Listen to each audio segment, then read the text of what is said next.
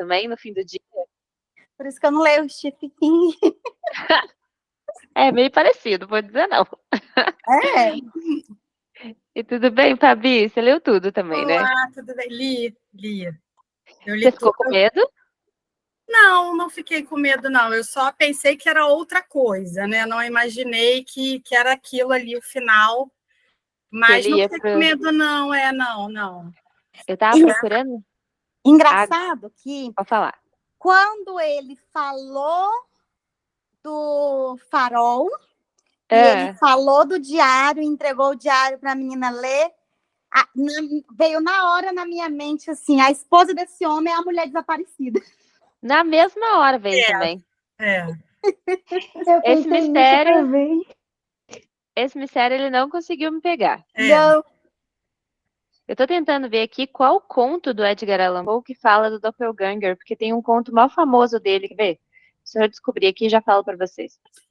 Vocês sabem qual é? Vocês já leram Edgar Allan Poe? Eu nunca li, não. Só li um pouco. Poxa, gente, sério, vale muito a pena. Se vocês gostaram, então, desse estilo de livro aqui, vocês vão amar. Inclusive, o Doppelganger, que é essa história da sombra, né, o do duplo também chamado, ele veio de um conto do Edgar Allan Poe, que foi um dos primeiros a fazer contos sobre isso, que a sombra se volta contra o próprio personagem. Tipo, a pessoa é boa e a sombra dela é ruim. E isso tem em muitos livros. Vocês já leram, por exemplo, O Retrato de Dorian Gray? Ainda não. Esse está na minha lista. Também. Esse ano eu vou ler de qualquer jeito. Também é baseado lá de longe, tá? Porque o Retrato de Dorian Gray é baseado no livro Fausto também, né? Porque tem Pacto Fáustico, aquela coisa toda. Mas também tem um quesinho desse conto do Poe que fala do Doppelganger, porque é como se fosse o retrato dele, fosse a sombra, né? É um pouco diferente, mas também lembra muito. De toda forma, quando eu vi falando que era uma sombra que estava perseguindo, eu já lembrei na hora. Pode falar, Fabi. Não. Sua mão fez assim, ó. Apoiei aqui. Aí, a Lê também tá na parte que a Hannah entrou no quarto. Aí, gente, pronto. O Zafon não conseguiu pegar ninguém nesse plot twist, que foi o do farol, né? Não pegou ninguém. Não pegou, não. Quer ver? Eu acho que eu fiquei sabendo, quase tudo eu já saquei no início, porque foi a questão da moça do farol, que eu já saquei que era a esposa do Lazarus. E o cara do farol, que era ele por causa dos livros. Exatamente. E teve uma outra coisa que eu já adivinhei na hora, que era o menino do porão. Eu já tinha sacado que era o Lazarus também. Ah, tá. Isso aí eu também saquei. Na hora que ele contou, eu falei... Aí eu associei o nome dele, né? Lázaro Jean e o do menino Jean. Aí eu falei, é o mesmo. Exatamente. Deu para notar, né? E, gente, é uma história de amor à la Shakespeare, né? Com muito sofrimento, mortes, tristeza. Não sei se vocês leram. Quem tá lendo, quem leu Corcunda de Notre Dame com a gente? Mesmo estilo Corcunda de Notre Dame. Sobra ninguém no final. Apesar de que essa cartinha aqui no final deu uma esperança, né? De que as coisas fossem melhorar, tudo fosse caminhar. Eu vi sua resposta lá, Fabi, na postagem. Eu também achei que a carta tirou aquela sensação ruim do final desse livro, né? Tirou a sensação ruim, mas também deixou um alerta, né? Porque se a gente estava achando que eu entendi assim, se aquele sobrenatural era ruim, quem é de carne e osso faz muito mais. Quando ela fez esse contraponto com a guerra, eu falei, ai, meu pai. Porque assim, eu sei que não vai ter sombra nenhuma me perseguindo, mas eu posso estar no meio da guerra, né? E outra coisa, existem sim sombras que nos perseguem. A quantidade de problema que às vezes a gente tem que enfrentar na vida são as sombras.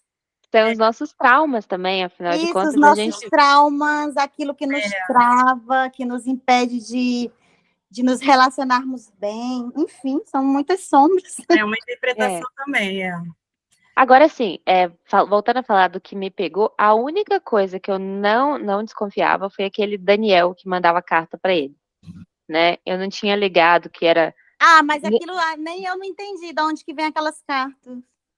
Aquilo ali foi meio, para mim foi difícil no início, mas depois eu consegui entender. Porque, na realidade, desde que o Lázaro era criancinha, ele tinha essa admiração por esse homem que fazia brinquedos, que era muito famoso nessa cidade, e ele também era muito conhecido por caminhar ali nos locais mais pobres de Paris e levar presentes de graça para as crianças. Então, o sonho do Lázaro, quando ele era pequenininho e era muito pobre, era encontrar com esse homem, né, para ele poder receber presente, receber alguma coisa, ter algum mínimo de atenção que ele nunca teve quando era criança, né? E aí, quando ele estava preso ali nesse cativeiro, né, nesse poço, aí ele encontrou com esse cara. Agora vocês vão entender por que que quando vocês lerem O Retrato de Dorian Gray, vocês também vão associar esse livro um pouquinho, né? Porque a gente não sabe se esse encontro é real ou se esse encontro não é real, né? E ele também faz uma espécie de pacto com esse homem, vocês repararam, né? Ele oferece o coração para esse Daniel, promete que não vai oferecer ele para ninguém, e esse cara tira a sombra dele e protege ele da própria sombra. É como se fosse assim, ó, me dá teu coração aqui, que eu nunca vou deixar esse trauma ir atrás de você, mas a partir do momento que você entregar seu coração para outra pessoa, seu trauma vai te engolir. E eu acho que ele dá o nome do menino de Dorian por isso também. Eu não sei porquê, mas eu fiquei com a ideia de que foi uma homenagem ou um link ao Dorian Gray. Porque ele faz um inside em algumas obras, né? Ele faz um inside ao Corcunda de Notre Dame, ele faz um inside aos Miseráveis, né? O que é a Paris, assim, daquela época, que é descrita naquela época. Eu não consegui ver esse inside aí do Dorian, porque eu não li esse livro ainda. Então você teria pego. Eu não li também, mas eu acho assim, a gente sabe que tem um pacto lá do Dorian, né? Não sei de nada daquele livro. Então esquece. Por isso que eu não consegui fazer inside nenhum. Não é spoiler, porque está na contracapa. Mas deu para caminhar assim, entendendo. Eu achei que fosse uma homenagem, assim, porque ele era uma pessoa bem erudita, então eu acho que ele é conhecedor, né? Na leia, eu fiquei assim, eu acho que vai me dar seu coração, eu quero só que você me dê seu coração, uma coisa em troca. Então ficou uma coisa meio Dória. Com um menino chamado Dória, eu falei, é um link aí. É inspirado.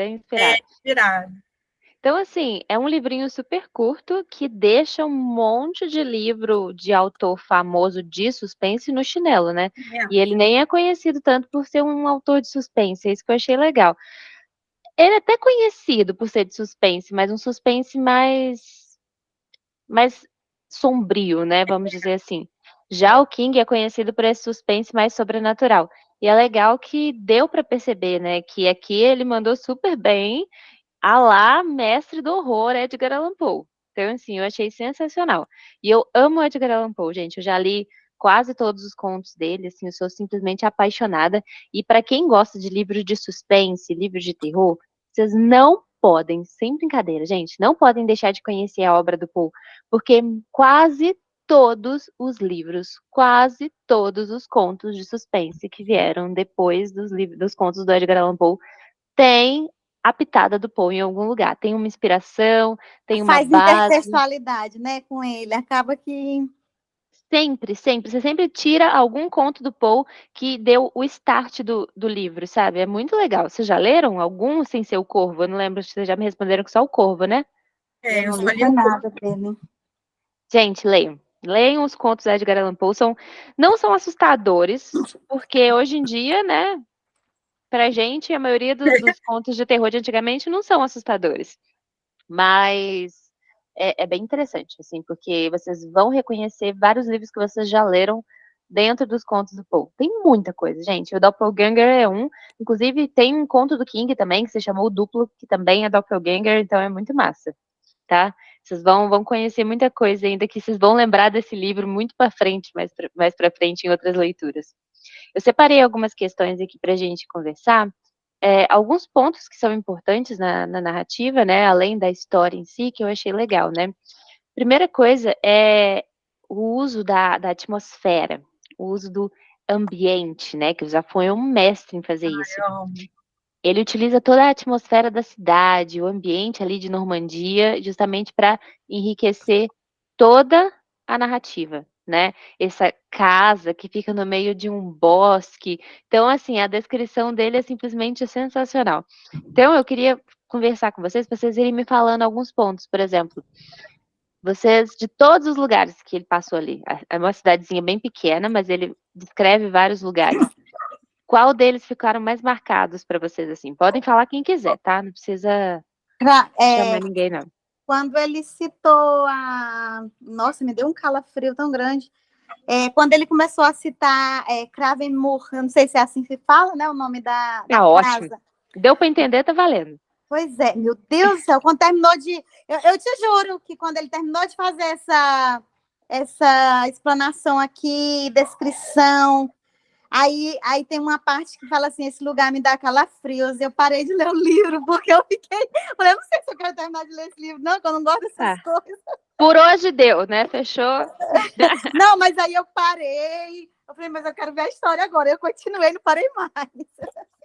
Gente, é muito massa, muito massa. E essas criaturas que ficam dentro da casa, assim, né, são assustadoras.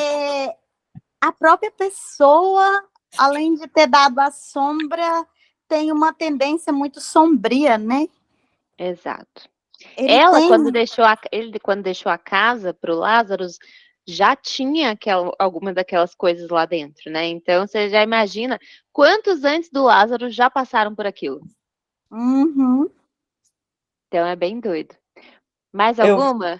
Eu fiquei com dó da Hannah na hora que ela entrou lá.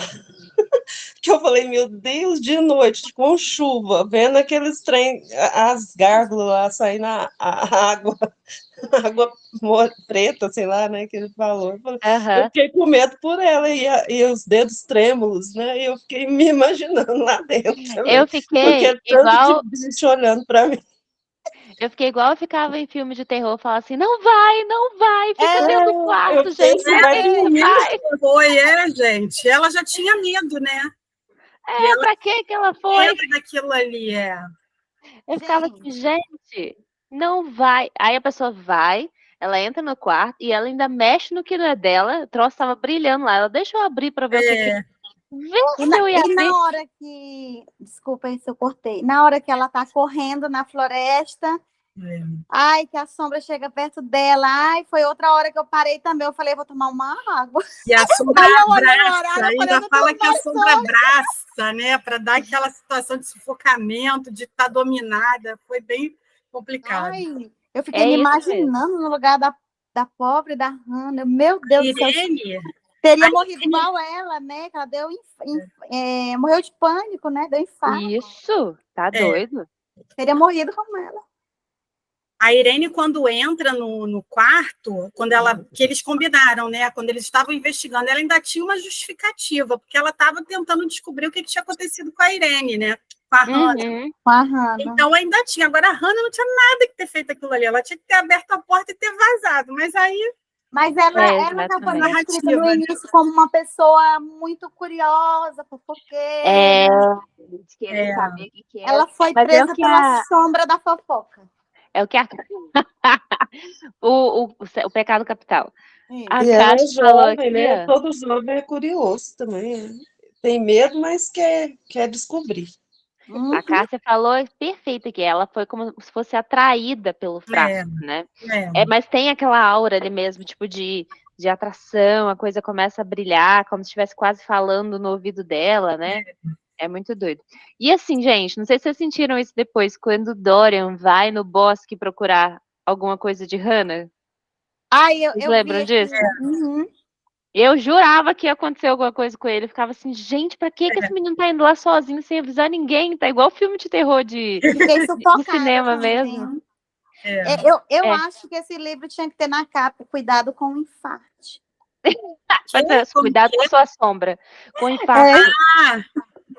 Podia ser cuidado com a sua própria sombra. Meu Deus, mais ou menos isso aí. Fala, Dani.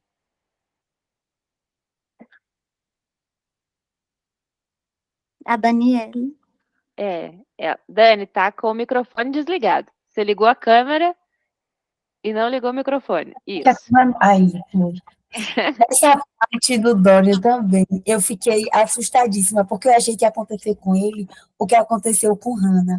E uma coisa que ele questionou, eu falei, gente, nesse lugar de pântano, de floresta, sei lá, não tem nada vivo, é tudo máquina, misericórdia.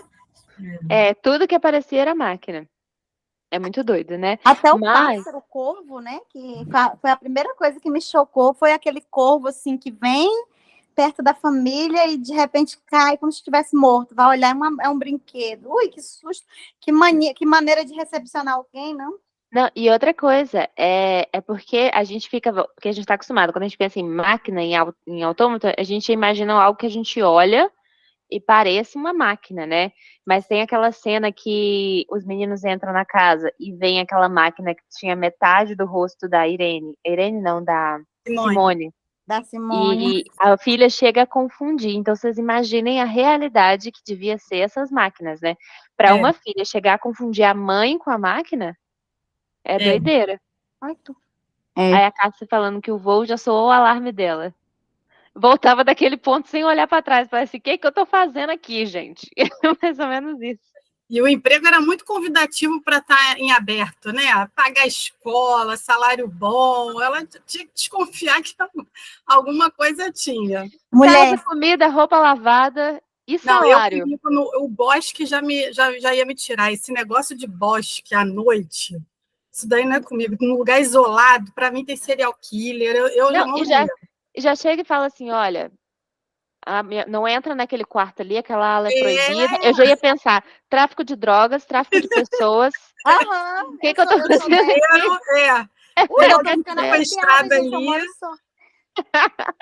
Eu não ia. Olha, eu jamais moraria numa casa daquela, tão longe assim, e eu não conseguiria trabalhar numa casa como essa que foi descrita. Eu não conseguiria mesmo nem fazer uma visita turística lá, eu acho. Não, se fosse de dia, claridade, com mais pessoas, até vai.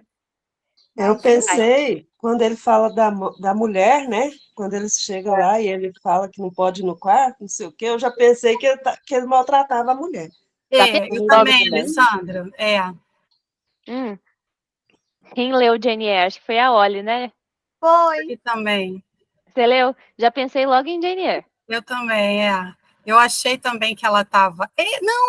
isso que eu estava tentando lembrar. Eu também pensei em Jane Eyre porque eu achei que ela era a mulher do... Ih, gente, esquece. É isso aí. Eu não quero dar spoiler. Não dá spoiler. Eu achei que tinha coisa com a esposa dele, a lá Jane Eyre. Eu também imaginei, Entendeu? Aí eu achei... Por isso que me surpreendeu o final. Quando eu descobri o final também. Meu Deus, aquele final eu não esperava. Mas exatamente, esse me pegou. E outra coisa, mais uma vez mostra como essas máquinas eram realistas, né? Eram realistas ao ponto que a menina entrou no quarto a primeira vez, a Irene, e ela teve a sensação de ver o perfil de uma mulher. Real. Exatamente. Gente, e aquele diário? Juro que quando tava falando no diário, eu imaginei que era a mãe do Lázaro também. Vocês tiveram essa sensação? Porque no início ela tá lendo o diário ali, né? Ela achou o diário, aí ela fala de alguém que persegue, de alguém que ela não pode ficar sozinha. E aí eu tava achando que o Lázaro era aquele menino do poço.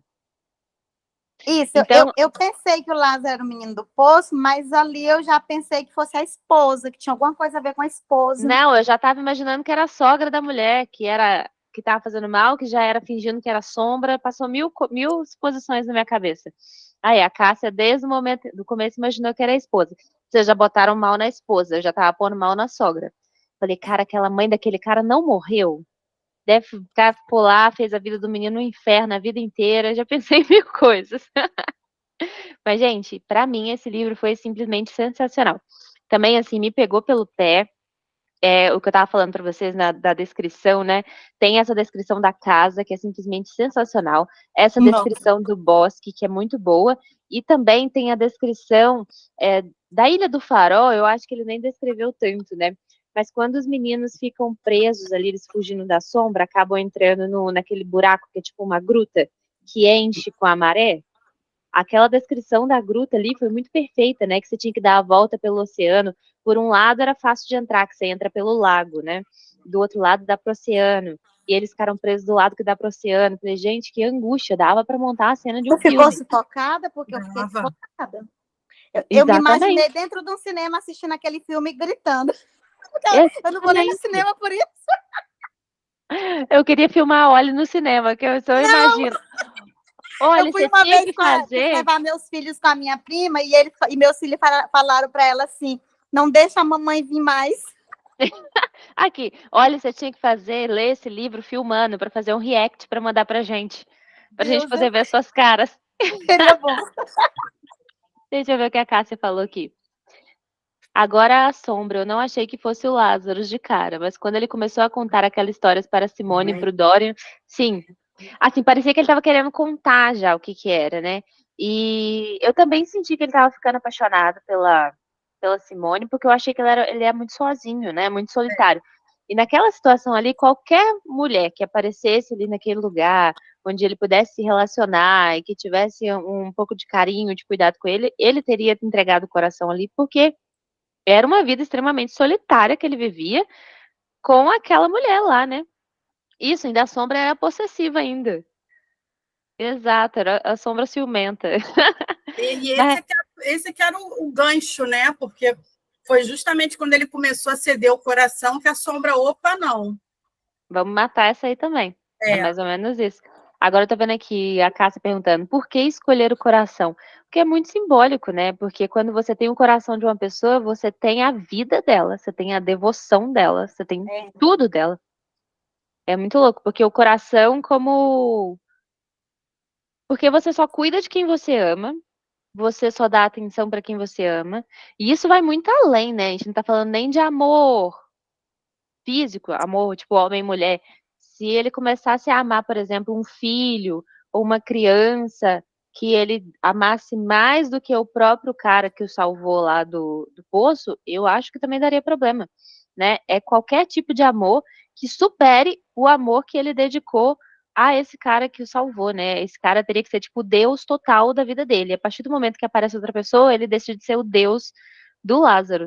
Acredito que seja essa a grande questão. Tanto que. Pode falar, Fabi. Não, desculpa, pode concluir. Não, eu ia continuar, mas pode falar. Não, e também é uma trilogia, né?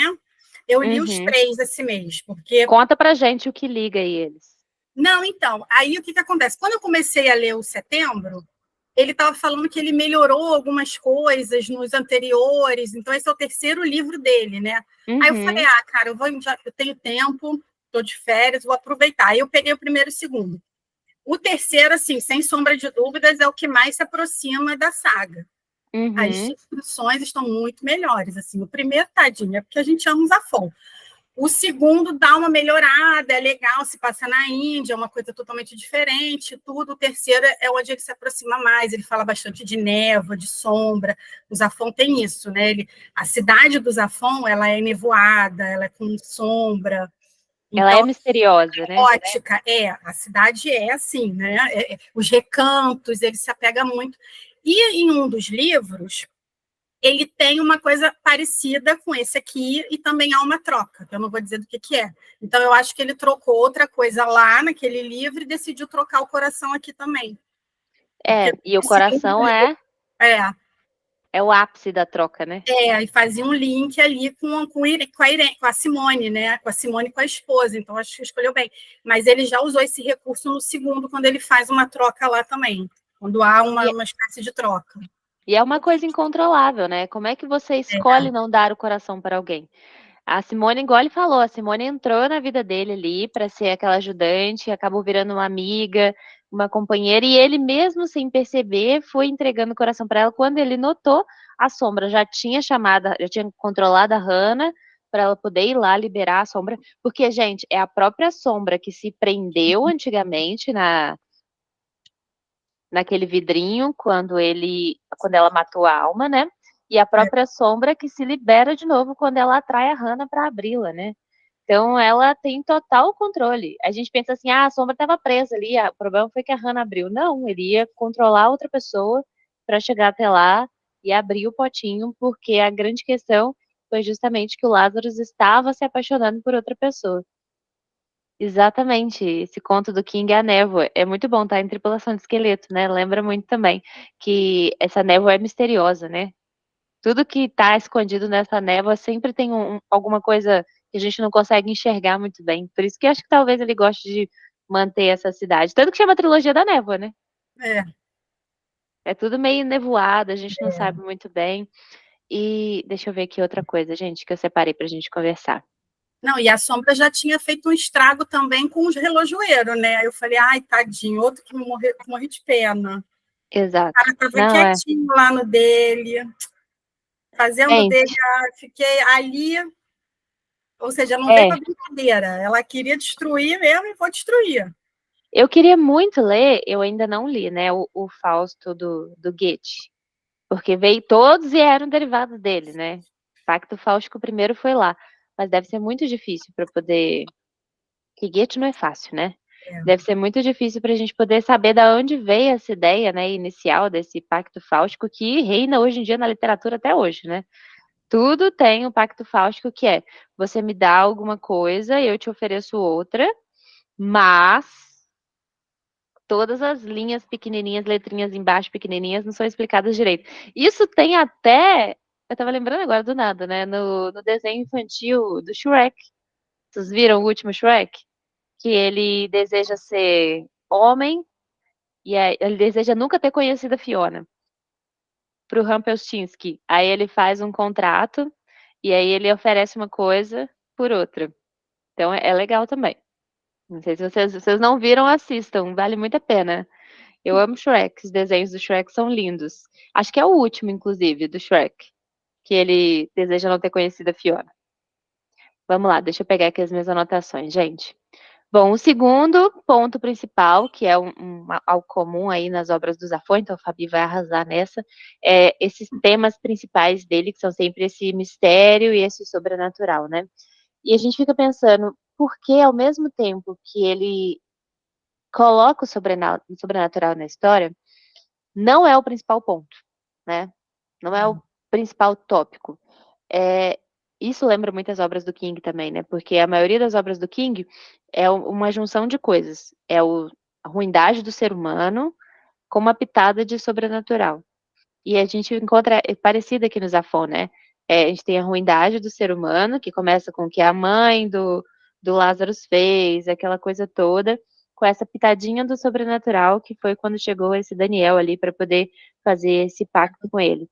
E é essa junção, né, que faz a obra ficar tão, por mais que ela seja uma obra fictícia, uma obra sobrenatural, ainda assim fica tão real pra gente, né? Que é isso que é legal. Tem vários elementos ali que vão fazer que a nossa percepção seja muito realista, que a gente acredite que aqueles personagens realmente podiam existir. A gente o Zafón narra de uma forma que a gente conhece aquele mundo que eles estão inseridos e que mesmo que aquilo ali seja sobrenatural, parece que pode acontecer. Por isso que a Ollie fica assim assustada, dá aquela ânsia, aquele nervoso, porque você pode pegar essa sombra e usar milhões de metáforas para explicar ela. Milhões de metáforas para explicar ela. Pode ser, inclusive, o próprio Lázaro, né? Não existia sombra nenhuma. Pode ser, inclusive, o próprio Lázaro, o lado ruim dele, depois de tudo que ele passou, depois de tudo que ele viveu. Ele podia ser duas caras, né? Podia ser o agradável pela frente. A praia deve ser linda. Da Normandia? Da praia da Normandia, olha? Acho que a Olha ficou sem internet. Deve ser alguma travada. Bom, então assim, eu achei isso bem interessante na narrativa. E além do que, né, ele faz essa combinação desse ambiente sobrenatural, essa aura de mistério, igual você falou, Fabi. E aí ele vai lá e faz esses personagens muito bem desenvolvidos, né? Porque é um livro de quantas páginas? Aqui tem 231 páginas. São relativamente poucos personagens. A gente tem a Irene, a Simone, o Dorian, o Lázaro, a Alma e o Ismael. A Hannah. Olha, são muitos personagens, né? Você parar para pensar. E o relojoeiro também teve uma coisa importante ali. Exatamente. Preocupa não, olha, eu tô vendo que tá falhando. Se você quiser escrever aqui do lado, pode escrever, tá? Que eu tô olhando também. Então, assim, são muitos personagens que acabam tendo uma história. O que não é comum em livros de 230 páginas, se vocês pararem para pensar. Em livros curtos, a gente tem uma espécie de novela, né? Então vai contar a história de 7 personagens, por exemplo, igual essa. Mas ainda assim vai contar a superficial da maioria e vai aprofundar a história de 2. Nesse caso, não, ele narra a jornada, né? Ele conta a história do Ismael, da onde o Ismael veio, para onde ele foi, aquela coisa toda. Então eu achei bem interessante, isso também deixa o livro mais realista, né? Pode falar, Lê. É porque eu não terminei, né? Mas eu tô curiosa com esse menino. O menino, vocês não falaram nada do menino até agora. O menino é quem? O menino que apareceu lá, que ficou preso no porão? É o Lazarus. Ah, tá. Então tá. É porque eu não cheguei. Te dei spoiler. Mas eu ficava pensando cadê o menino? Ninguém fala de menino. Ela tava querendo pegar o spoiler e ninguém tava dando spoiler. Ela tava assim, então, mas eu fiquei, foi curiosa quando eu tava lendo lá. Eu não queria nem participar agora para mim terminar de ler, mas eu vou terminar hoje. Termina, que você vai gostar. É massa. Esses personagens dramáticos, assim, complexos, eles sempre têm uma infânciazinha lá. O trauma sempre começa na infância, né? Ele sempre explica, é legal. Ele tem aquele. Pelo menos todos esses personagens do livro ele explicou. Essa pessoa é assim, mas é por causa disso. Essa pessoa é assim, mas lá atrás aconteceu isso e isso. Eu pensei que era filho dele, do dono lá da casa. Eu pensei um monte de coisa já de outros filmes. Já foi puxando lá de trás de vários conhecimentos anteriores. Falar em outros filmes, não foi nem eu que peguei, mas foi meu filho, que a gente leu junto, né? Assim que a gente falou, assim que apareceu o Ismael com o barquinho e tudo, na hora meu filho falou: Ih, mãe, é uma homenagem pro Ismael de Moby Dick. E eu acho que é mesmo, porque a característica dele, assim, introspectivo, isolado, ele lá, só ele no barquinho. Aí porque na saga tem algumas referências para outros livros e eu contei para ele, né? Eu falei, esse aqui é desse livro tal, esse aqui é desse livro tal. Aí ele fica catando, né? Aí nesse ele falou, mãe, esse daí é o Ismael de Moby Dick. Eu falei, eu não tinha pensado nisso, eu acho que é. Ele, inclusive, eu acho que ele usou Dorian, eu acho que ele usou Dorian, acho que ele usou Ismael. Eu procurei Irene para ver se eu achava esses nomes assim na literatura, mas não cheguei. Mas eu acho que o Ismael e o Dorian faz referência a esses dois. Ele também cita o Velho e o Mar, né? No livro tem uma passagem ele só comenta que estava igual Na Busca do Velho e o Mar. Isso. Ele vai falar também é sensacional esse livro, gente, muito bom. Ele voltou aqui na internet. Desculpa, gente. Pode falar. A Dani perguntou aqui, ó, por que a sombra causa tantas mortes, como no momento do relojoeiro? Eu acho que a sombra, na realidade, faz parte do pacto, né? O que acontece? Se bem que, gente, se vocês pararem para pensar, o relojoeiro acaba porque não fez um pacto. Estou pensando aqui agora. O relojoeiro ele não fez pacto, mas não. Ele aceitou um trabalho esquisito, estranho, que não tinha nada a ver com o que ele fazia habitualmente, sem questionar a finalidade, não sei. Já pensando em tudo que ele ia ganhar muito dinheiro. É a questão do egoísmo do ser humano. Eu vou fazer, eu vou ganhar dinheiro em cima disso. Pode parecer meio doido, ele até deixou de fazer outros trabalhos, passou do cara na frente, porque ele ia ganhar um monte de coisa. E verdade. Esse trabalho aí aparece no outro livro. Do relojoeiro também? No 2. Esse é o 1? Não, esse aparece no 1. Aparece no 1, desculpa. Esse é o 3. Aparece no 3. Ai, meu Deus. Esse é o 3. Não, mas não tem ordem, não. Você pode ler à vontade. O primeiro se passa em Barcelona, não tem ninguém envolvido. O segundo se passa na Índia, todo mundo indiano. Então não tem relação com a outra, não. Assim, tem essa questão da névoa, do mistério, envolvendo tudo ali, por isso que ele juntou as três numa série, vamos dizer assim, né? Porque nem os personagens, só esse aí que você falou, né, que se liga no outro. O personagem não, o objeto que o relojoeiro faz aparece no outro livro. No outro livro, e nesse no Andrea Corelli também. Ah, saquei. Esse Andrea Corelli aparece no segundo livro da saga do cemitério. Quem é esse André Corelli mesmo? Me lembra aí do livro. É o que faz a proposta para o relojoeiro. Ele assume a forma do André Corelli. Verdade. Para fazer Pro Lázaro, que era Daniel, né? Lázaro, que era Daniel. Boa, faz sentido. Vocês viram como que ele descreve o Hoffmann no início?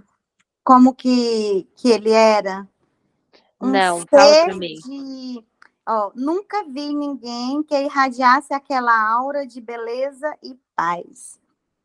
Uhum.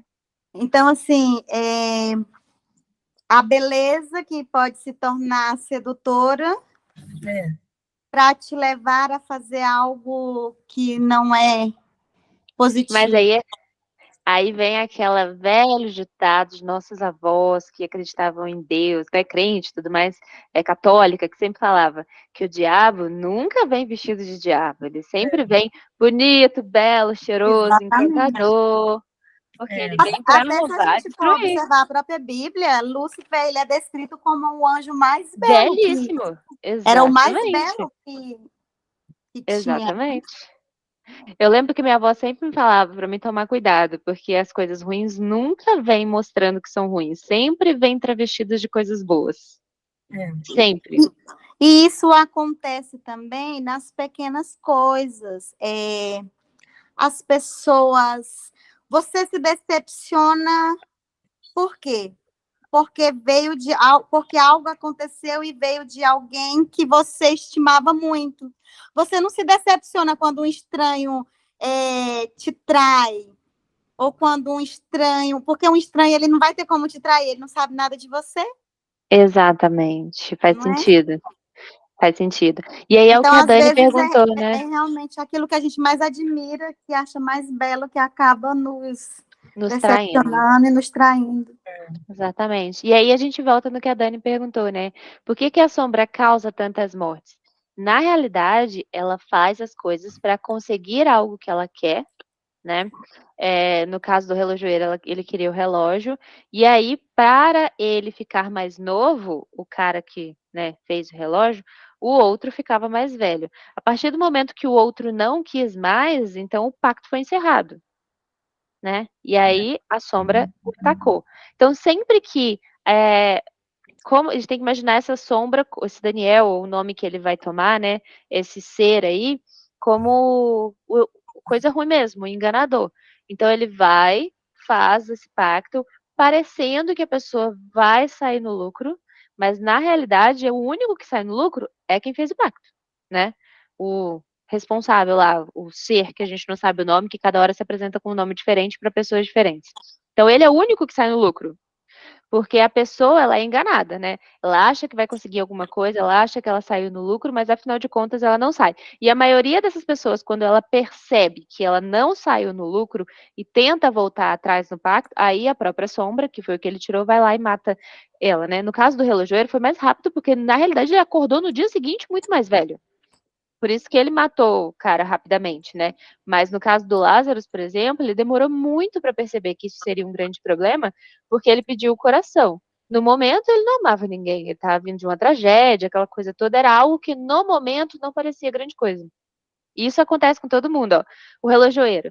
Faz esse relógio para mim aqui. No momento, cara, aquilo ali é só um relógio, eu vou ganhar tanta coisa. Não parece grande coisa. A partir do momento que ele viu que aquilo ali não é só um relógio. Na realidade, o que eu dei pro cara foi o meu tempo. E ele falou claramente isso, estou dando o meu tempo. Ou seja, ele começou a ficar mais velho. Então, a partir do momento que ele percebeu que aquele pacto não era bom para ele, quis voltar atrás, aí que vem o problema. Então, sempre assim, né? Parece inicialmente que é um pacto bom e agradável, mas no fim das contas, quando a pessoa percebe que não é e volta atrás, aí a sombra mata. por isso que a sombra faz tantas mortes, né? E aí a gente só tem dois exemplos. Exatamente. Nunca se sai ganhando no pacto. Nunca. Eles sempre acham que vão ganhar alguma coisa, crescem os olhos. Com o Lázaro, coitadinho, ele era um menininho que estava precisando de liberdade, né? Não era. Chega a ser até sacanagem, né? Porque ele só queria sair dali vivo, comer, viver, ver coisas. E ele só queria isso e acabou tendo que fazer o pacto para conseguir sobreviver, né? Porque a polícia chegou muito depois. Mas para a questão do relojoeiro ali já era interesse financeiro, né? Então, acho que o Lázaro foi realmente, acho que dessa história, o que não tinha uma outra saída. Ele ficou meio que Na encurralado. verdade, é o que acontece. Se aproveitando da ingenuidade, né? Exatamente. Ele se aproveitou da O necessidade Lázaro, ele também. era uma criança ingênua e qualquer pessoa que entrasse dentro do buraco, que ele estava ali aterrorizado, e oferecesse para Carente. ele um pirulito que fosse em troca do coração ou da vida dele, ele ia aceitar. E o que uma criança de 8 Entende, né? anos entende do que é um coração? Não entende. Porque É a não é a mínima ingenuidade ideia. mesmo. E aí, quando ele se tocou, que aí Ele já tinha perdido a esposa. o circo pegou fogo, exatamente. E aí, no caso do Lázaro, né, ele atingia quem ele amava para fazer ele sofrer, porque aí a sombra permanece viva, né? A partir do momento que que o Lázaro morresse, a sombra morre também, se você reparar essa ligação, né? Tanto que o Lázaro, eu vou dar spoiler, Lale, tem problema? Tapa os ouvidos, pra você não pegar o spoiler. Tanto que na hora que o Lázaro Eu vou ler de qualquer jeito. Tanto na hora que o Lázaro, no final, ali, atira nele mesmo, se mata, a sombra também morre, né? Porque apesar de elas estarem separadas, um precisa do outro para existir. Deixa eu ver o que a Cássia falou aqui. Torci muito para ele se libertar do pacto, mas infelizmente tem um preço, e de um jeito ou de outro ele tem que pagar. Exato. Tem essa questão, né? O pacto fáustico não tem volta. Acabou. Ou você vai fazer o que prometeu, ou você vai pagar com sua própria vida. Não Pois tem como. mas a pessoa tinha que estar consciente do que ela está fazendo. Aí onde Mas eu digo. isso se houvesse justiça. A gente está Isso, pensando que de um aí, cara no ruim. caso, foi covardia, né? Com uma criança que está numa situação Exatamente. de perigo. Então, isso aí é mostrando, isso aí Uhum. seria simbolicamente mostrando os abusos que as crianças estão suscetíveis, né? Sofreu o abuso da mãe e Exato. sutilmente deixou de sofrer o abuso da mãe para sofrer o abuso de outra pessoa. Exato. Isso. Aí a Cássia Essa falando aqui que ela ponderação que entende. ele faz, né? Ele fala isso, ele já estava ali com aquela situação da mãe, foi por isso que ele deu o coração. Ele ainda raciocinou nos seus 8 aninhos, ele ainda usou isso aí. Ele pensou assim, nossa, pior do que tá, não vai ficar. Não vai ficar, E ficou. Agora que a Cássia falou aqui, ó. Torci muito para ele se libertar do pacto, mas infelizmente tem um preço. Mas a sombra não deixa de existir. Foi o que eu entendi. O mundo é cheio de sombra só esperando. Exatamente. Mas assim, a sombra do Lázaro deixou de existir. No fogo, né? Exatamente. Não existe só a dele. Cada um tem uma sombra. Imagina quantos pactos foram feitos por aí, né? Só Cada que um com uma sombra atrás. vocês já perceberam os sinais que iam ficando? Por exemplo, o Dorian, ele percebeu que o cara não tinha sombra. Exato. No dia que entrou na casa. Aí o Lázaro falou para ele assim: nem tudo o que vemos é real, né? Tinha reflexo, né? Lá no começo ele não tinha reflexo no espelho, verdade. Ele não tinha já pensei logo Drácula, então, o menino, vampiro. Ele percebeu que o menino havia percebido esse detalhe. E outra coisa. A sombra ele não viu quando ele foi lá visitar a mãe, que ele meio que se declarou para a mãe. É verdade. Isso. E outra coisa, quando. Ui, me arrepiou todinha. Quando a sombra foi lá para pegar a mãe, quando a sombra estava saindo, ele falou assim. Que ele lutando com a sombra, ele falou: eu já sei quem você é, eu sei quem você é. Eu estava até com um trechinho bem aqui, que ele fala, o Dorian fala que sabia quem era. né? E ele já estava desconfiado que tinha alguma coisa a ver com o Lázaro, porque o Lázaro fez aquele anjo que a sombra se apossou para ser o seu protetor, para lhe proteger. E, na verdade, a sombra se apossou daquilo e usou aquilo para matar a Hannah, né? Exato. Agora, escuta só. Ele fez ele fez uma miniatura para o menino, e o menino já estava vendo a sombra. Exato. Ui, exato, faz sentido. Medo. Tinha jogado fora. Agora eu esqueci o que eu ia falar. Desculpa. Não, eu que peço desculpa, eu que te interrompi. Mas essa questão da sombra, gente, primeiro que a questão do Dorian, ele era muito inteligente, né? Ele já foi sacando as coisas muito antes. Ah, lembrei, o Lazarus contou pro Dorian a história do relojoeiro. Como se já quisesse que o Dorian se protegesse. E mostrou ele não ia contar. E mostrou ele era bom. Exatamente. Ele já estava sacando, ele já tinha entendido que podia dar ruim, ele já estava meio que preparando o terreno ali, eu acho, né? E ele fala para a sombra, deixa eles na hora ali do final, deixa eles são só crianças. Ai, meu coração doeu muito ali. Foi. Ai, eu fiquei ele deu um focada em algumas partes desse texto. E quando ele fala que ele construiu aquela máquina com o rosto da Simone para poder tentar ver se acalmava o coração dele, me deu uma dó, que eu falei, eu sozinha. Eu achei inocente demais, gente. Ele é muito sozinho, porque eu acho que a questão dele ter feito a alma ali como robô, né? Ele achou que talvez resolveria da mesma forma, né? Aplacaria, às vezes, algum sentimento dele, mas na realidade ele só estava alimentando o sofrimento, né? É muito triste. Eu coloquei mais algumas coisas aqui, gente. Ó. O que a sombra pode simbolizar, né? Eu estava pensando sobre o livro e eu anotei aqui. A sombra é muito simbólico. Primeiro porque tudo que a gente pensa no passado, a gente pensa como sombra. Né? A gente fala direto que as sombras do passado fica perseguindo a gente, que a sombra de algumas coisas que a gente fez nos perseguem, que a sombra das coisas que a gente falou nos perseguem. Então, o fato de ser sombra também é muito simbólico, né? É como se fosse o passado perseguindo a gente, o passado invadindo o nosso presente e influenciando o nosso presente, né? A gente também pode associar a sombra, gente, como memória, né? Como a memória que não deixa a gente esquecer muitas coisas que a gente fez, e a gente está falando tanto de memória social como memória coletiva, a memória é inescapável. A gente não consegue fugir da nossa memória, das escolhas que a gente tomou, né? A gente pode se perdoar. Eu falo várias vezes, né, que perdoar é diferente de esquecer. A gente perdoa muitas vezes, mas a gente não esquece, porque a memória, ela não perdoa. A memória não perdoa. Perdoa impressionante. Mesmo, não. A gente até se perdoa, a gente perdoa o outro, mas é impossível esquecer, né? Tem coisa que não tem jeito. Que mais que eu anotei aqui? A sombra, ela também pode ter algum papel mais amplo, né? Ela também pode mostrar o medo, pode ser uma espécie de medo que vai perseguir as pessoas também, ela também é considerado sombra, né? Você pode usar várias metáforas para pensar Pode sobre ser essa um segredo antigo que alguém usa para te chantagear. Você pode criar várias reflexões pensando na sombra, porque a sombra sempre vai perseguir a gente, seja uma pessoa boa, seja uma pessoa má. A sombra das nossas escolhas vão sempre estar atrás da gente, né? Não tem jeito.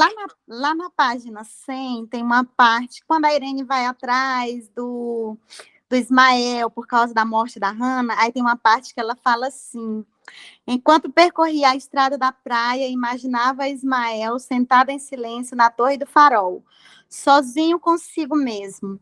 Recordou as incontáveis ocasiões em que tinha feito essa mesma viagem para dentro de si e jurou que, não importa o que acontecesse, não ia deixar que Ismael se perdesse naquele caminho de sombras. O luto deles era sombra também, entende?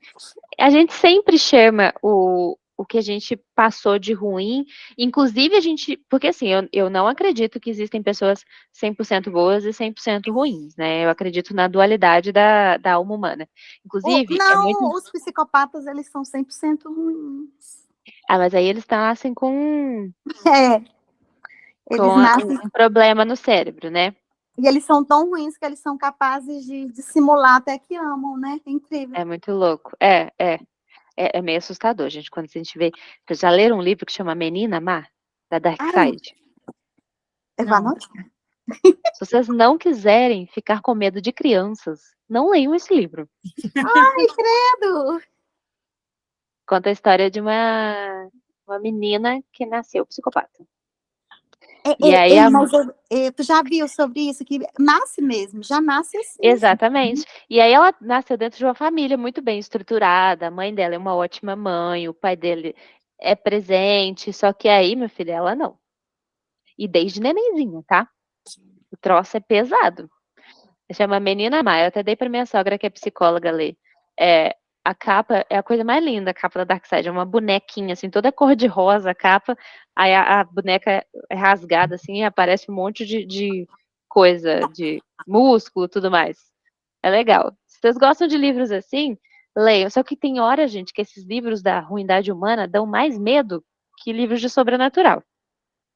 Né? Mas é verdade. Eu não tenho o livro Você, que eu não consegui, eu não sabia nem que tinha um livro. Eu comecei a ver a série e eu parei de ver a série. Aí o Natan, quando o Natan vem aqui, o meu filho, vamos assistir com a mamãe tá doida para ver o final, mas sozinho eu não quero. Eu comecei a ler também, uns tempos atrás, um livro que conta, foi escrito pela mãe daquele menino que fez a chacina no colégio. Também não terminei de ler. Eu parei na metade. Não, é lá nos Estados Unidos. Foi a primeira chacina assim, mais famosinha que teve em colégio, sabe? E aí a mãe, precisamos falar sobre Kevin. Eu não concluí também. Eu não sabia nem que tinha. Ai, não, eu não consigo ler uma coisa dessa. Não. Porque ali é uma mãe, né? É uma pessoa que não fez aquilo. Gente, eu cheguei a chorar de soluçar lendo aquele livro, eu parei na metade. Aquilo ali eu não consegui nem chorar. Aquilo ali foi um negócio dentro do meu coração, porque assim, o que esperar dela? Aquele foi horrível. Muito doido, muito doido. Aquele livro é assim, você tem que estar preparado. Eu também abandonei. É a Chacina em Columbine? Eu acho que foi, né, Fabi? Você começou a ler? Eu acho que é. Eu acho que não. Eu não sei qual é. Eu acho que era ele psicopata mesmo. Precisamos falar sobre Kevin. É aterrorizante, porque qualquer coisa que fala mais de ser humano, assim, eu não gosto. Me dê 300 livros do Stephen King com sobrenatural, fantasma, me dê Drácula, me dê o que vocês quiserem, mas não me dê esses livros não, gente, que eu fico sem dormir. Dormir, é sinistro. Tu acredita que eu não tô com vontade de ler aquele livro As Moscas só porque eu acho nojenta aquela capa? Acho que eu tenho ele aqui, eu tenho um mosquito. Eu já procurei ele para ler com capa mais bonitinha, para eu poder pelo menos conseguir abrir o livro. Aí só tem aquele com aquela capa assim, aí me dá um nojo, me dá uma coisa, aí me dá repugnância, eu não consigo. Eu sou muito assim, eu preciso sentir a beleza, eu acho, que das coisas. Para depois. Qual livro? As Moscas, esse eu não conheço também, não. As Moscas? É o Senhor das Moscas. O Senhor das Moscas. Esse eu desisti também. Que a gente vai ler, gente. Nós temos ele esse ano e eu não vou lê-lo, já estou avisando, porque só tem aquela capa horrorosa, cheia de mosca. Lê no Kindle, mulher. Hã? Lê no Kindle.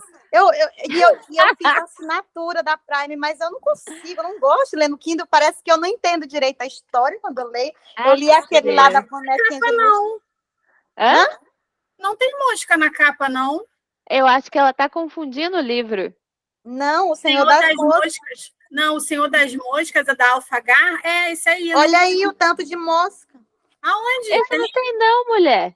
Mostra aí. Não, tem um sangue só. Olha isso. Peraí, deixa eu tirar esse fundinho. Essa capa da Alfaguara não tem, pode comprar. Esse olho aí, ó, que é assustador, gente.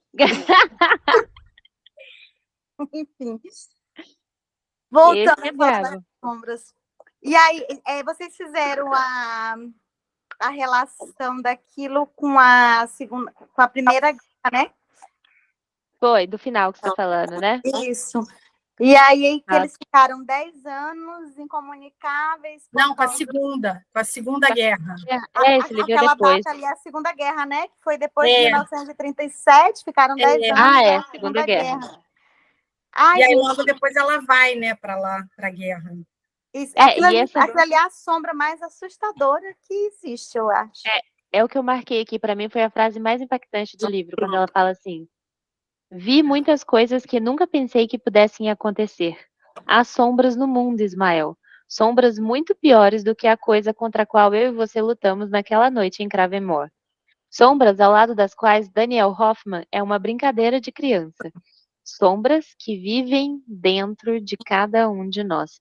É aquilo que eu falei, né? É aquilo do que a gente não é 100% bom e a gente não é Ah, eu 100% anotei ruim. isso também.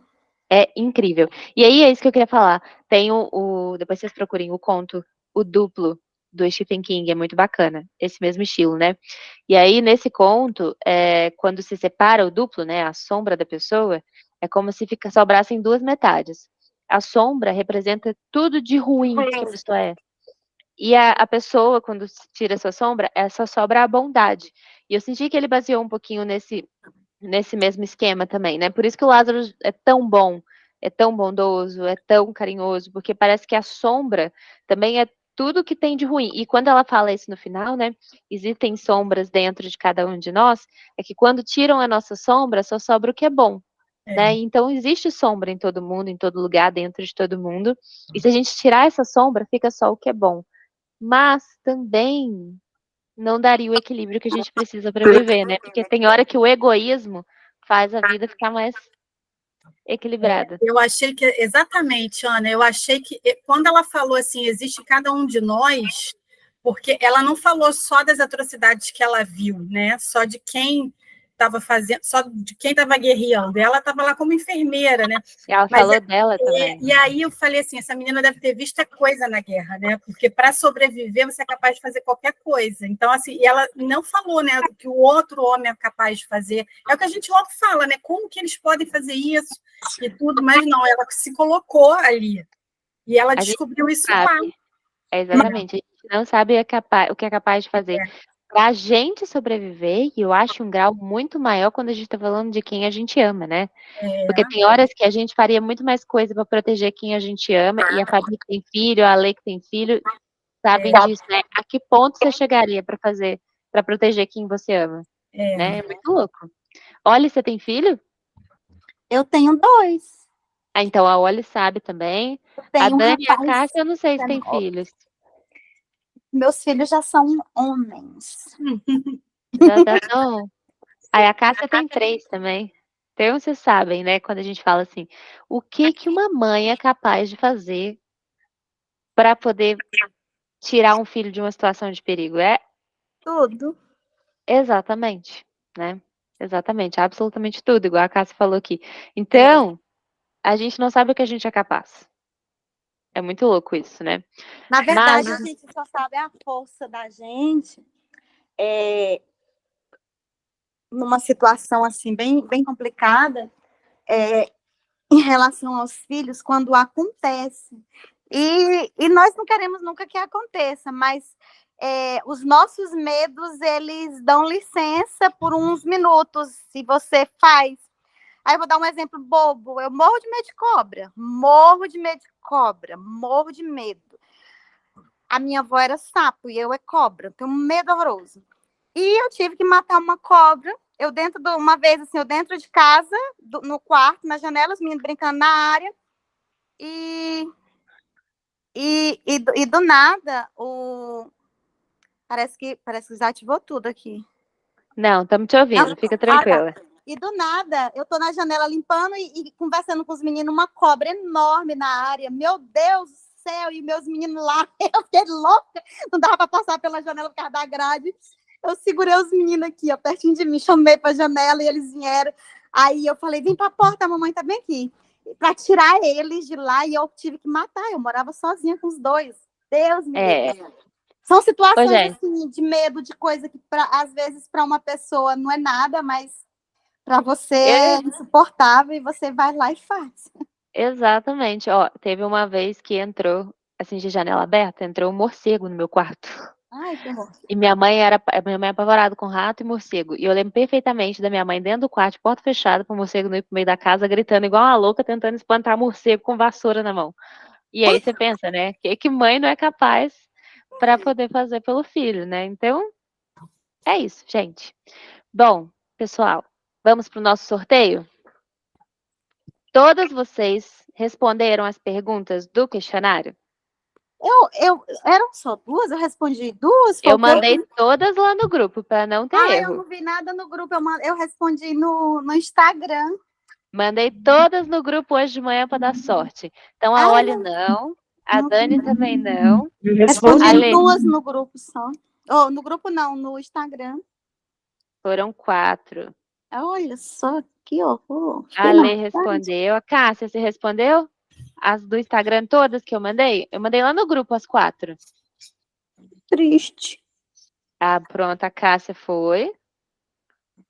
E a Fabi também, né? Respondi. Então nós temos 3. Uma vai ficar de fora hoje. Vou fazer o sorteio agora. Alessandra 1, Cássia 2 e Fabi 3. Vamos lá. Não, gente, eu vou mandar para vocês 3. Eu tô com dó de deixar só uma de fora. Vai ficar de fora só quem não respondeu a enquete. Combinado? Vou mandar Combinado. livro para as Ah, 3. obrigada. Obrigada. A Lê vai ser 2, hein, Ale? Que da outra vez você ganhou. Que bom. Obrigada. Eu já ganhei 2 livros também Nos desafios? Foi Isso nos aí. desafios, 2 livros que a Ana mandou, maravilhosos, que eu estava Muito querendo. bem. Manda para mim de novo. Como que eu faço para escolher? Manda para mim. Vou ver se eu mando agora, já no início, na semana que vem, a lista de desejos de vocês da Amazon, lá no meu privado separado. Vocês podem me chamar por fora e mandar a lista de desejos de vocês e o endereço de vocês, caso não esteja certinho na lista. Tá? Bom, Combinado? obrigada. Ana, Obrigada. tu podia pensar numa proposta para lermos uma série no próximo semestre. Vou pensar, gente. Meu Pensa. Deus, vou tentar arrumar um espaço para colocar mais um livro. Pois é, não, seria interessante. Nós poderíamos ler a série do Zafon, aquela com os cemitério, 4 né? livros. Ó, a gente pode fazer uma votação, dependendo, e a gente vai lendo aos pouquinhos, Tem né? a Mais série suave do do que as Zafon, do que eu grupo. gostaria de ler. Aí tem a da Helena Ferrante também. A napolitana tem. Tem muitas. Eu comprei o primeiro, mas eu não quero ler enquanto eu não tiver os outros. Alguém me perguntou esses dias, gente, sobre série. Eu sou uma negação para série, tá? Eu Eu sempre leio o primeiro e não leio os últimos. Acho que a última série que eu li toda, de cabo a rabo, foi Nárnia e Harry Potter. Porque as outras eu começo e não termino. Sou péssima. Eu tenho, por exemplo, todas da série napolitana aqui em casa. Eu li o primeiro. Já tem uns 2 anos. E veio agora num novo formato, num boxzinho, com umas fotos assim, preto e branco, com as paisagens assim. Tá linda essa edição, mas a minha é antiga ainda. Eu comprei o primeiro da antiga, mas aí eu tô querendo futuramente, que agora eu não tô podendo, comprar o box e aí presentear esse para minha sobrinha, para ver se ela se interessa. Ah, muito bem, muito bem. Agora, sua sobrinha tem quantos anos? Minha sobrinha, ela tem 24. Ah, não, aí tá, pode ler qualquer coisa. Não, a minha pequenininha, a titia vai comprar Alice no País das Maravilhas, Nárnia, para dar de presente. Bem. Alice, muito louco. Vai de Nárnia. Pois é, mas o mundo é louco, ela tem que aprender. É verdade. Isso é verdade. Gente, vamos fazer assim. Segunda-feira tem encontro de aprender a falar com as plantas, para vocês não esquecerem, tá? Aí às 8, né? no horário normal. Eu não ler ainda esse livro. Esse mês eu tô lenta. Então, ó, finaliza aí amanhã. Segunda-feira à noite, nosso encontro. E quarta é o encontro de Corcunda. Gente, se vocês não leram Corcunda agora, leiam. É simplesmente fantástico. uma obra-prima. É uma obra-prima. Eu pararia o Zafon, que já foi, para mais tarde. Cara, no final. Ai, meu Deus. Aquele ali deu arrepiada de cima a baixo. Caraca, que final de livro. Tá? Gente, o Corcunda é muito bom. Ó, leio. Só isso que eu posso falar para vocês, tá? Eu já li Se vocês todo, passarem... eu quero ler Os Miseráveis, mas eu tô... Vitor Hugo é aquilo. Passa das partes difíceis que vale a pena. É porque tem umas partes que, misericórdia, dá vontade de você largar. Teve umas partes assim que eu larguei o livro, eu falei, depois eu volto, que eu tô com preguiça desse negócio. Aí voltava. Aí depois que passa, dá certo. Os Miseráveis tem isso também, a Fabi tá lendo. Os Miseráveis tem um capítulo que fala assim, meu Deus, eu não quero mais saber disso. Sabe, você tá em qual capítulo? Eu comecei, mas eu parei na página 60 e fui ler outras coisas e não dei continuidade. Dos Miseráveis, aquele grande, aquela... eu já tô no finalzão já, ó. Eu tô na metade do segundo tomo, já tem um tempo já, mas ele eu vou degustando aos poucos. Eu também, Não eu acabei tô ainda. no 1162. Tu tá quase terminando? Que... faltam 400. Mas isso não é nada, isso tu lê mas rapidinho. ela já superou a parte difícil, agora ela tá na parte boa. Não, ele vai. Tem umas que, assim, tem uma parte bem complicada ali que você ainda vai passar, já que você está na 60, que é da guerra. Só que depois ela tem um contexto. Agora, tem outras que você está vendo assim, ó, o Vitor Hugo ele só quis mostrar que sabia. Eu ainda não cheguei. Tipo assim, eu estudei isso, então agora vocês vão ser obrigados a ler. Porque eu estudei isso, não foi à toa, não. Aí ele passa o conhecimento dele, assim, do nada, entre um capítulo Aí você tem que engolir a aula de história que você não quer. Você engole. Eu gosto de história. Aí, quando eu começo a ler e eu não tô sabendo daquele assunto, o problema é que eu vou parar, porque eu tenho que me inteirar daquilo ali. Eu sou apaixonada em história. Você vai gostar, então. Por isso que eu gosto de romance, de época, essas coisas, sabe? Eu gosto de Machado de Assis. Por quê? Porque você sabe, assim, fica sabendo da história, né? Do Brasil. Isso, é perfeito. Então você vai gostar de Jorge Amado no mês que vem, Capitães da Areia. Ai, eu tô com uma preguiça daquele livro, eu nem comprei ele ainda. Ele é feio. Não, ele é maravilhoso. O livro vou reler para você. É uma obra-prima. Eu tô brincando, Fabi. É porque eu a gosto de comprar livro com a capa bonita. Livro a capa é com feia. edição boa. É igual aquele livro A Tempestade. Eu não consegui ler, não, por causa daquela edição horrorosa da Penguin. Não, mas você tem dele jogando, tipo, capoeira? É isso que eu ia falar. Menos pior é a azul dele jogando capoeira. Ela é bonita. Mostra pra mim depois, Ana. Coloca lá no grupo. Vou falar pra Fabi, eu não tenho essa. Eu tenho essas duas até. Eu tenho as duas edições. Eu tenho essa de Jogando Capoeira, que eu li há um tempão atrás. A da capa azul ou a da capa verde? Da capa azul. Ah, tá. O problema de muitos livros brasileiros são esse. As pessoas não fazem uma edição bonita. E eu fico triste com isso. Esse aí mesmo, ó. Esse da capa azul é boa a edição. Esse é bonito, é boa edição. Pode eu não comprar. sei tirar esse filtro mais aqui. Não, mas dá pra ver direitinho. Esse é bom. Manda foto no grupo. Vou mandar. Obrigada, agora, a minha edição eu não vou mostrar para vocês não ficarem com inveja. Eu vi, eu até perguntei qual é a edição. Foi uma edição que a Tag fez há um tempão atrás. Só podia ser, eu imaginei. Ou é da Tag ou é da Clássicos da Literatura. É da Tag, é um tempasso. E não foi nem livro que eles enviaram para as pessoas, sabe? Eles fizeram e venderam por fora, assim. Eles têm umas opções, assim, de livros. O outro é de bolsa, a letra é bem pequenininha. Bem pequenininha. Não gosto de ler livro de bolsa. Compra desse. Esse, inclusive, tem umas flores do lado. Fica lindo na estante. Que fica o Jorge Amado escrito com umas florzinhas do lado. Esse aqui, né? Fica lindo. Ele é bonita a edição. Fica bonita mesmo. Pois é. Eu também não sou fã de... Eu não sou fã de edição de bolso, não, tá? A única edição de bolso boa é da Zahra. Aquele de capa dura? Eu li o Corcunda de Notre Dame, esse de capa dura. E eu confesso que foi uma leitura difícil para mim por causa do tamanho da letra, porque eu tenho problema de vista. Foi meio difícil, mas...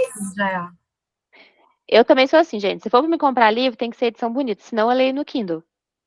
Não, se for para comprar, eu não vou ler no Kindle, mas eu quero uma edição bonita. Quando eu compro uma edição feia, eu fico triste. Tem que ter uma edição bonita. Beijinho, meninas. Boa noite. Tchau, muito obrigada pela companhia. Foi ótimo. Beijo. Tchau. Deixa só eu contar um negocinho. Conta. Eu tô tão doida que eu compro 2 livros igual da mesma edição. Mentira. Você comprou 2 de qual? Esse aqui do Zafon. Comprei 2 do Notre Dame. Só que aí eu escolhi a mais bonita, né? Lógico. E a cor. Não sei o que do Swan lá. Como que chama? Meu Deus, do Caminho de Swan. É. Mas esse das plantas, eu fiquei feliz, porque eu comprei na estante virtual e veio da tag, sabe? Aí Que eu é falei, linda nossa, também. Muito bem. mas eu Alê tô do tão doida céu. agora, eu tenho que ficar prestando muita atenção para mim não Dá uma comprar. conferida na estante antes de comprar. Eu não quero nem ver quantos livros essa mulher tem em casa, se ela já nem lembra o que ela tem mais. É assim mesmo, dá uma conferida antes. Beijo, meninas. Boa noite. Beijão. Ótimo fim de semana para vocês. Até segunda. Vocês também. Tchau.